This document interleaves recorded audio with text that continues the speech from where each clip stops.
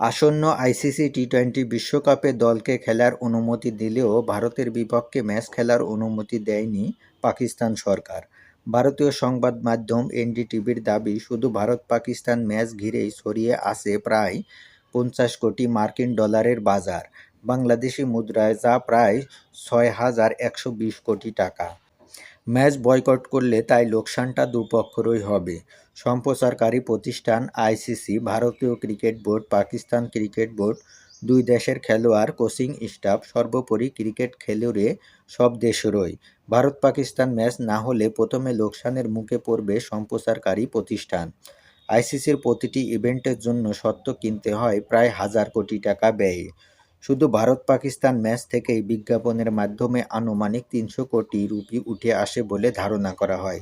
বিশ্বকাপের সম্প্রচার স্বত্বাধিকারী জিও স্টার আগেই লোকসানের কারণে আইসিসির কাছ থেকে অর্থ ফেরত চেয়েছে।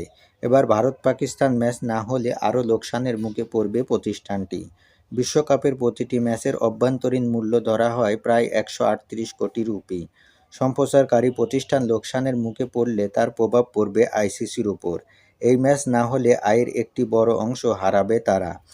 আর আইসিসির ঘাটতি হলে তার প্রভাব পড়বে পুরো ক্রিকেট বিশ্বে তথা সবগুলো দেশের উপর।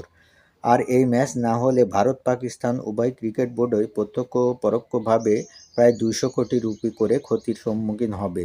অন্যদিকে এনডিটিভির প্রতিবেদন বলছে, পাকিস্তান স্বেচ্ছায় ভারত ম্যাচ বয়কট করায় বিষয়টি অনিবার্য পরিস্থিতির আওতায় পড়বে না। ফলে আইনি সুরক্ষা পাওয়ার সুযোগ নেই পাকিস্তানের। ক্ষতিপূরণ ও জরিমানা হলে তার দায়ভার পুরোপুরি পাকিস্তান ক্রিকেট বোর্ডকে বহন করতে হবে। আইসিসির মেম্বারশিপ পার্টিসিপেশন এগ্রিমেন্ট ভাঙার কারণে টুর্নামেন্টের পাওনা অর্থ আটকে যাওয়া এবং বড় অঙ্কের জরিমানাও গুনতে হতে পারে পাকিস্তান ক্রিকেট বোর্ডকে।